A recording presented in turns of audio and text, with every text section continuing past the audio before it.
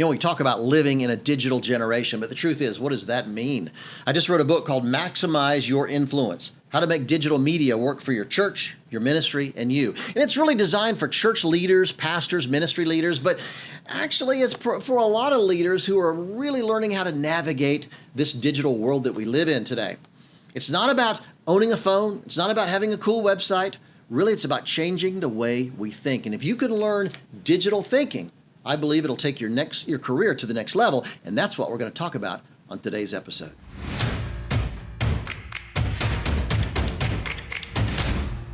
We talk about living in a digital generation. In fact, I'm coming to you today from a digital broadcast control room here in Hollywood. And I've been thinking a lot about digital generation, digital technology, digital thinking recently because I just wrote a book called Maximize Your Influence: How to Make Digital Media Work for Your Church, Your Ministry, and You. It's really a guidebook for anybody that wants to understand and how to navigate this digital world that we live in.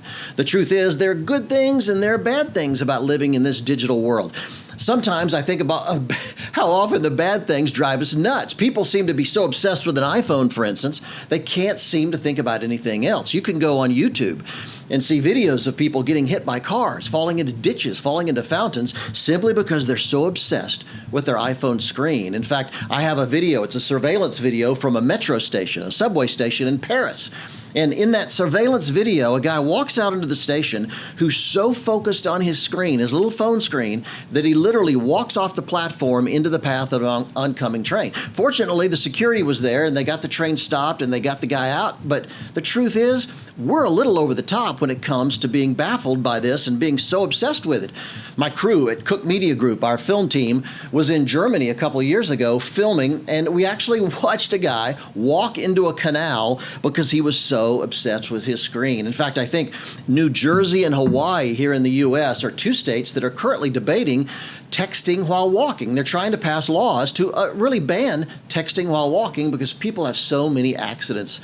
But the truth is, there are those bad things, but there's also some really positive things about living in today's digital generation. I think we have to understand that the future is digital. And our everyday life is going to grow as we learn what digital thinking really means. But the truth is, most of us are far behind. We're just lagging back in the analog world, in the traditional media world. For instance, when it comes to naming, our team at Cooke Media Group has a process we go through quite frequently to help churches or businesses or nonprofit organizations change their name. But it's amazing how often I find leaders that have a name in mind they'd really like, but have no hope of getting the website address or getting the social media handles. I mean, today you really can't be First Baptist Church on 4th Street with a big fellowshiphall.com. We have to live in a world where if you can't capture the URL, the website address, or the social media handles, you really should consider maybe another path or another name. We haven't really caught up in that world. Also, I've noticed it in teaching lately. The teachers, when we had the pandemic in 2020 and we shut down everything, churches, businesses, schools, back in March, remember, we knew then schools might not open in the fall. We had essentially school administrators and teachers had 6 months to prepare, but when schools opened, trust me, by and large, they were not prepared. I noticed it because our daughter and her family, they're moving houses, and they were moving during the 2 opening weeks of school. And we have a granddaughter, Kennedy, who, she was entering 1st grade. This was a big experience for her. So because of the chaos of moving, packing, unpacking, putting stuff in pods and all that kind of overall chaos, we decided that every morning they would bring Kennedy to our house, and we set her up a little study area, a little desk. And my wife was a 1st grade teacher for a number of years after we got married. So my wife, Kathleen, would go in and work with her online. And although we discovered early on the teacher was a fantastic teacher, she was just not really ready for teaching on Zoom or teaching with 20-some kids online. She was a little bit overwhelmed, and it took almost 2 weeks for her to finally get into that rhythm. In fact, it's interesting, in August of that year, I had It's funny, I had a national teaching organization call me and ask me if I would do a lecture on Zoom to show teachers all over the country how to teach in a Zoom environment. And so I did that, and they played it for teachers everywhere. And we just haven't, it's just another sign that we haven't really caught up in our digital thinking to being able to coach and cope with the digital world. So we need to understand that digital thinking is not really having a device. It's not being able to have an iPhone or coding or building a website. Digital thinking is really the understanding that we need to change our thinking if we're going to survive and thrive in this digital world we live in. And whenever I think about digital thinking, I always go back to influence. That word is so important. You know, we've grown up, particularly as Christians, in a world where influence was really critical. My dad was a pastor, and most of my life, my dad would tell me, you know, Phil, you need to influence your friends for the gospel. You need to influence the culture. And all over, we talk about influencing the world in a positive way. I wrote a book a couple years ago with my friend Jonathan Bach called The Way Back, How Christians Blew Our Credibility and How We Get It Back. And in that book, I talk about influence pretty heavily, and we discovered that really the world kind of pushes back in the way that we consider influence, and it's not such a positive idea to them. We went out in Hollywood. We live here in Los Angeles, and so we went out to Hollywood and we interviewed people who were non-believers about Christians. And they would often say things like, "Stop telling me how to live my life. I'm sick of Christians pushing their agenda on me. Stop shoving your message down my throat," or "Who made you guys the theology cops?" Come to find out, what we think is a positive influence is something the world pushes back on quite extensively. Apparently, what we're trying so hard to do is what the world hates the most. I produce a podcast, I write a blog, and a number of years ago, I wrote a blog post called "Stop Giving Advice to People Who Don't Ask for It." And then more recently, I actually did a podcast episode on that same subject. And I'll tell you, between the blog post and the podcast, I've gotten an enormous amount of feedback and responses to people who really resonate with that idea of not giving advice to people who don't ask for it. I found out the hard way. My wife, my daughters, my friends, my wife started a blog a number of years ago, and I'd been blogging for a very long time at the time, and I wanted to help her. I wanted to give her advice on what apps to use and maybe a more efficient way of doing the workflow and getting the blog out every time and then sending out an email newsletter. But I discovered pretty quick, if she didn't ask for that advice, she wasn't interested in hearing about it. And all of you, if you're parents, you know that as you see your kids grow, there's so many ways we want to help them. We want to guide them and give them a positive influence. But I've learned over and over with my two daughters that if they don't ask for it, they are not interested in it. And so I started thinking about that, and I looked back at the Gospels, and I realized that Jesus, oddly enough, wasn't really interested in influence much at all. I mean, look at the Gospels and you'll see. For instance, Jesus healed people and told them not to tell anyone. When the crowds were often at their very biggest, when they were ready to hear him teach, he would slip away to be alone. In fact, there was one situation where people were there ready to proclaim him as a prophet, which you'd think that's what he was here for. But no, he slipped away again from that crowd as well. So I'm starting to think that maybe the way we view influence, particularly in this digital generation we live in, needs to be rethought a bit. And maybe we approach it from a different way. And I live, as I say, I live and work in Hollywood, and I've discovered that the entertainment industry views influence a little differently than we do. It's not about trying to tell people how to better their lives or have a positive influence on people. They kind of understand influence in a little bit different way. For instance, we have what we call Q scores. Q scores in Hollywood are generally an algorithm that helps people understand how popular certain celebrities are. So the idea is, if I'm a movie producer and I want to hire a big celebrity to be a star in my movie, I want to know that that person really has a lot of influence out there, is really popular. And so Q scores are an algorithm of box office, of merchandising, of social media, of a lot of different things. And every year they release the top 20 most popular, most influential celebrities in Hollywood. Well, 2 years ago, they released the scores, and something happened that shocked Hollywood to the core. It was an earthquake in the industry, actually, because we discovered that the top 7 most influential celebrities in Hollywood were YouTube stars. Now, keep in mind, these are people that are mostly in their 20s. They're producing 5-minute weekly videos, mostly in their parents' bedroom, spare bedroom or their parents' basement, and yet they have tens of millions of followers that subscribe to these weekly shows. And when you include social media, you find influence goes to a whole nother level. For instance, Cristiano Ronaldo, the soccer player who's a global sensation, has nearly 150 million social media followers. Kylie Jenner has 18.5 million social media followers. In fact, she's the #1 social influencer on Instagram. And if you want Kylie to mention you or your product in one of her posts, it'll cost you $1 million. Think about that. She has so much influence on social media that she makes $1 million just mentioning you or mentioning your company or mentioning your product on a single social media post. That's a different way of looking at influence than we traditionally do. So let's talk for a minute about this digital thinking, this concept of digital thinking, because remember, it's not about being a tech expert. It's not really about the technology as much as it is the way we look at the world. And that's really what I want to focus on today. And what I'd like to talk about is 5 key ways that I think you can amp up your thinking, your creativity, your ideas, so that you can understand really the impact digital thinking can have on your career, on your business, on your work, whatever it is you do. Digital thinking can have a huge impact if you can transform how you work. So let me just give you 5 quick areas. Number 1, digital thinking is about adaptation, not duplication. You know, most of us grew up in that traditional media world where it was a one-way conversation. And in the digital space, what we've discovered is we can't just duplicate what we did in the physical space in the digital space. Now, I discovered this pretty quickly when the shutdown happened in March 2020. When the shutdown happened with churches all over the world, suddenly pastors were caught in their tracks and they didn't know what to do.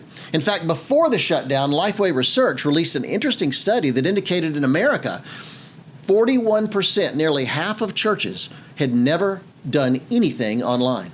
No products, no ministry, no worship services, no resources, never done anything online. And when that church shutdown happened in March, boy, that got the attention of a whole lot of pastors. And they had to change the way they think. But here's the problem. I started helping a lot of them out there, and I started monitoring, and our team was watching live streams all over the world.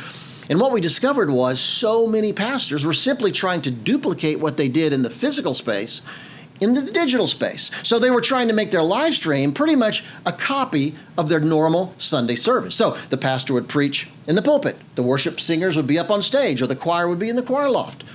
But wait a second, 100% of your congregation is now on the other side of that camera. So maybe we should start thinking about how to adapt that experience in the church to what would look better and work better and certainly be more compelling looking through a camera. In fact, it was funny. I've seen a number of pastors who would preach to the camera, but then they would walk over here and preach to this crowd, and then they would walk over here and preach to this crowd. And I was thinking, wait a second, everybody watching this knows there's nobody in that building. Who are they preaching to? Why are you trying to fake it? Why are you faking it? We need to understand that all the power, all the focus is right there in that camera lens. And what can we do to adapt? So you saw a lot of pastors sit behind a bistro table on a stool, maybe in their home or a living room or another part of the church. You saw people trying to adapt and learn to express their message in a different way that would be more compelling in the digital space. And I think that's what we need to do. Whether we're selling books, whether we're making movies, whether we're doing church or running a business, we need to start adapting. You know, it's very similar to Hollywood.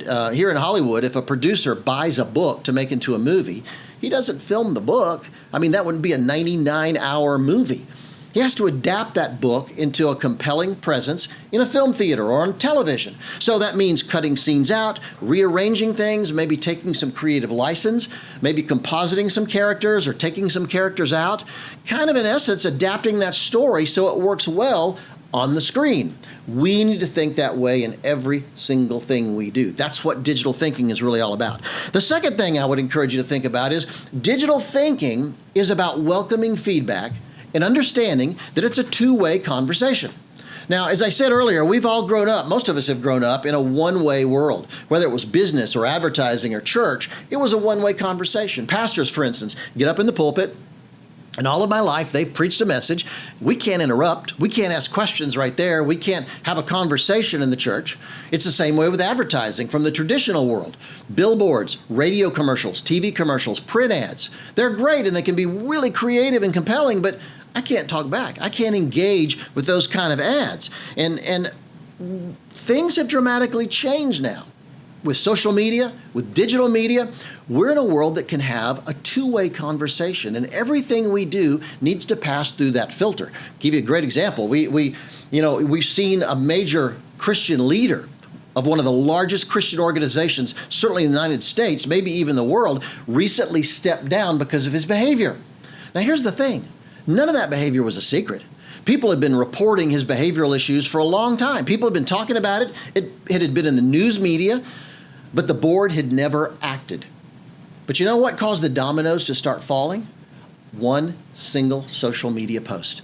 And that started a wave. That started momentum that led to so much online criticism, the board was finally forced to act, and he could not deny it any longer. And he eventually stepped down.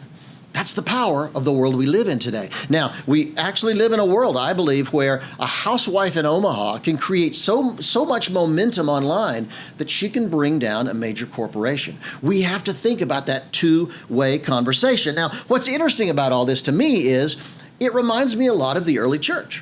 As I wrote in my book, The Way Back, a couple of years ago, we studied the early church. And what happens, if you go back and study what happened back then, you realize it really was a two-way conversation. There weren't, pastors as leaders early on. If you study the apostles as they went out and established churches on their missionary journeys, you realize they established elders, not pastors. And there wasn't necessarily a designated speaker or teacher at local churches. They engaged. They interrupted. It was a kind of a free-for-all when it came to conversation. Nobody brought a prepared sermon or message. They just came and shared out of the burdens that they were facing right then and there and ministered to each other. It was a two-way, multiple conversation. In fact, it wasn't until the schools of oratory in the West really embraced the Christian faith and started realizing we need to focus on the speaker, because for orators, the speaker was the key, and suddenly the role of the pastor was elevated, and it suddenly became a one-way conversation. Now, I'm not against pastors at all. I work with them every day. I love pastors. But it's interesting that the digital world gives us a glimpse of what the early church may have been like. I think that's absolutely fascinating to think about. In fact, my friend Philip Yancey, who's a brilliant writer, wrote a book a number of years ago on prayer. And in that book, he said something really fascinating to me, and that is, in the Gospels, people ask Jesus a direct question 183 times. But you know how many times he answered them directly? 3. Just 3 times. In every other case, he either told a story or forced them to ask other questions that helped them work out the deal, or dealt with them in another very indirect way. Which tells me the process is really critical to Jesus. He wanted people to think for themselves. He was brilliant at asking the kind of questions that would help them work through the process. So I just think that digital thinking forces us to look at issues from multiple angles, and it forces us to ask a lot of questions. And the last I would say just about that two-way conversation is it also opens the door to experimentation, which fascinates me no end. I mean, think about the experimentation that happens in the digital world. For instance, when this shutdown happened with churches across the country, pastors would come to me and say, what do I do? How do we make this more effective? And there were a lot of techniques that we were able to teach them and work with them on. But the truth is, I said, we've never had any benchmarks. Never in my lifetime have we had a situation where 100% of your congregation is on the other side of that camera. So we don't have anything to compare this to. So let's experiment. Let's shorten the worship set, lengthen the worship set, shorten the message, maybe start the message earlier. We were going off parameters that we could see at that moment of how people were responding, but we had no real benchmarks historically to compare it to. So I'm a big believer that digital thinking encourages us to experiment and try new things. The third thing I would encourage you to think about is that digital thinking forces you to look outward instead of inward. It forces us to look at the world through their perspective. Now, a lot of us think we do that. A lot of us marketing guys and communication people, oh yeah, we think we're doing that. But let me tell you something that if you don't listen to anything else I say in this talk, here's the key. It's not how we want to reach them. It's how they want to reach us. Now, think about that for a minute. It's not how we want to reach them. It's how they want to reach us. I remember years ago, back in the Blu-ray DVD days, one of my friends was the head of home entertainment for a major movie studio here in Hollywood. And he was hanging on to pitching his Blu-ray DVDs even as streaming started to take over the marketplace. And companies like Netflix and Amazon were suddenly streaming movies. And boy, when consumers realized how easy that was, they jumped on that bandwagon quick. But he was still out there plugging DVDs. And I remember I would go to conferences where we both were speakers, and he would get up and really talk about DVDs. And he would talk about the fact that the technology was better and the quality of the movie was better, and you should value that. And he would actually have Q&A sessions where people would get up and say, yes, but I really like the convenience of streaming. And he would criticize them. Well, we know the way DVDs went, huh? Streaming won that battle. And in fact, he hung on for so long and fought from his perspective, because he was looking at everything from the studio's perspective. He hung on so long that it cost that studio months, maybe years, and they had to do a lot of catching up to the marketplace because they hung on to that DVD market so long. He was thinking about them, not how the consumer was looking back and wanted to communicate with him. So that's important. Start looking outward, not inward. The fourth thing I think is critically important is understand digital thinking means you don't have to make everything original. You make things a mashup. Let me give you an example. The Apple iPod. The iPod was not original. Trust me, there was a Sony Walkman. Do you remember the Discman? And there were multiple MP3 players. But Steve Jobs and his team at Apple took the best of all these different devices and started to combine them into a unique, different device that didn't just change the industry, it eventually changed the world, because that became the heartbeat of what an iPhone eventually was. So it's not just coming up with a new idea all the time. It's coming up it's a mashup of different concepts, different ideas that may already be in the marketplace. And I think that's important to remember, that you take the best of what exists, turn that into something entirely new and different. And the fifth thing I would just tell you last is digital thinking means the launch is only the beginning. Now, whether you're launching a book, whether you're launching a business or a movie or a church or anything else. I did a teaching just recently to 50 pastors in a major church network here in the U.S. who are planting churches digitally online. During the pandemic, they were planting churches digitally, and I talked to them about techniques for how to make that most effective.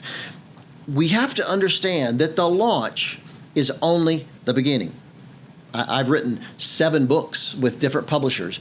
And one of the interesting things, as many people who are familiar with books know, the launch is so critical. And in every case, they gave me a 3 to 4 month window of launching that book. And they would hire a publicity company. They would have their internal team work with me. We'd create websites and social media campaigns and graphics and all kind of stuff. And for that 3 or 4 months, we went after it. I mean, we launched hard.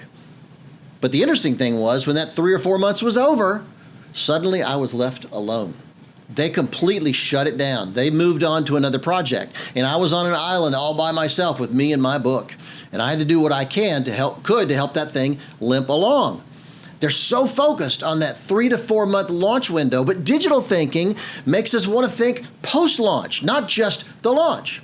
Now, before you think I'm too critical of publishers, let me tell you about the movie business. It's even worse. You've heard of opening weekend. Opening weekend is that 3-day weekend where most movies open, usually on a Friday afternoon, Friday evening, all day Saturday, all day Sunday. And then, here's the thing.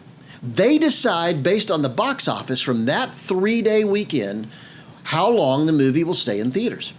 So after it plays over that weekend, studio executives will meet Monday morning early, and they will make the decision at that moment how long that movie should stay in theaters, simply based on the performance. So if you're a filmmaker, you know you have the opening 3 days for your movie either to catch on and get traction or not.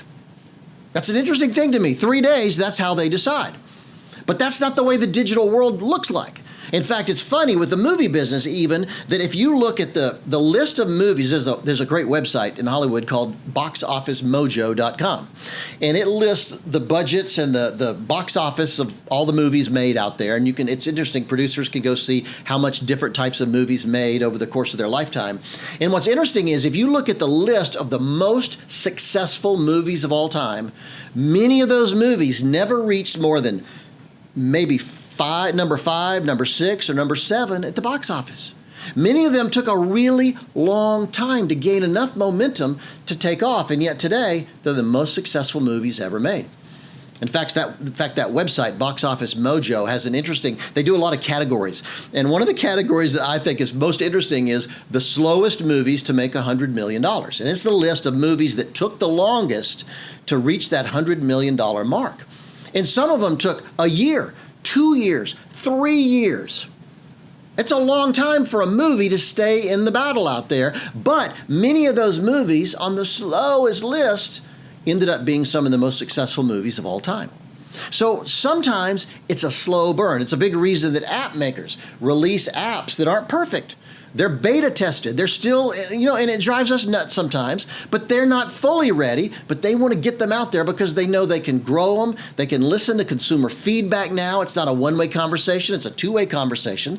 So they can develop that app as they grow. That's an incredibly important thing to remember when we release. So I just say that when it comes to digital thinking, it's time to start thinking about post-launch, not just the launch itself. I have a friend of mine who's a best-selling author, and he tells me that book after book after book, which are all bestsellers, he tells me they don't even get any traction for a year.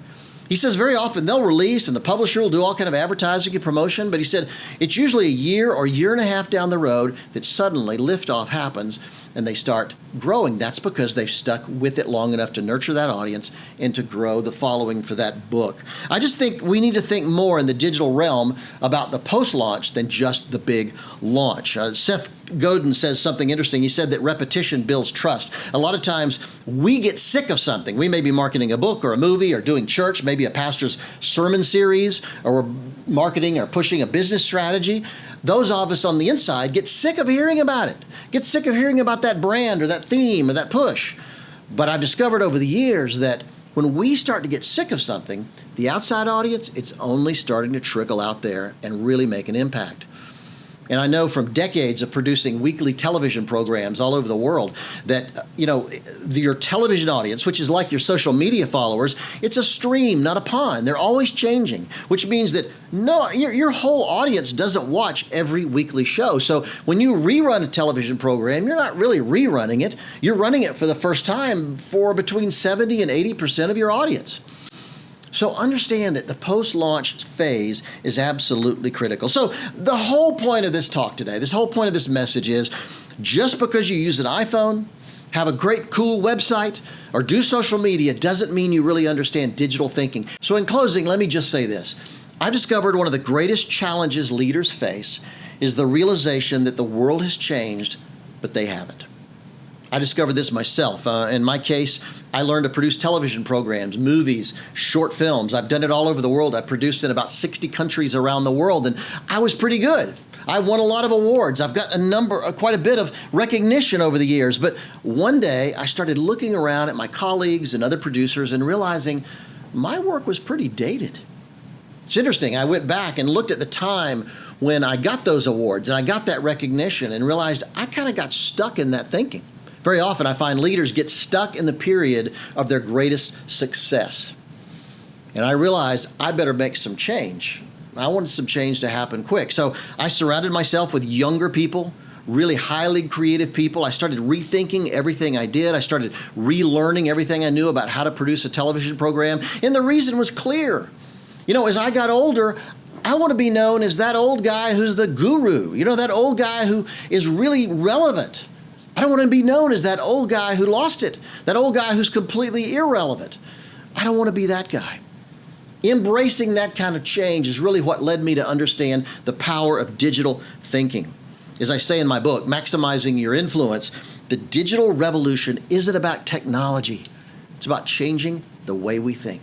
Thanks for tuning in. As always, we love the fact that you're viewing this. We love your comments. Please share your comments and we'll respond. I also love the fact that you share this with your friends and that you rate us. That's so helpful to getting it to a bigger audience. And most of all, I would encourage you to reach out and get my book, Maximize Your Influence, because we all need to increase our influence. Whether you're a filmmaker, writer, pastor, leader, whatever it is, we want to influence more and more people. And you can go to influencematters.com, influencematters.com, and there, if you make a donation to the Influence Lab for $25 or more, we'll send you a copy of the book right away. And the Influence Lab, the reason I've set it up this way is the Influence Lab is our nonprofit organization. All the proceeds for the book go to our nonprofit to help train people internationally to use media more effectively. So I'd encourage you, get a copy, buy multiple copies for your leadership team at your church. That may make even the biggest difference of all. So thanks for tuning in. We'll see you next time.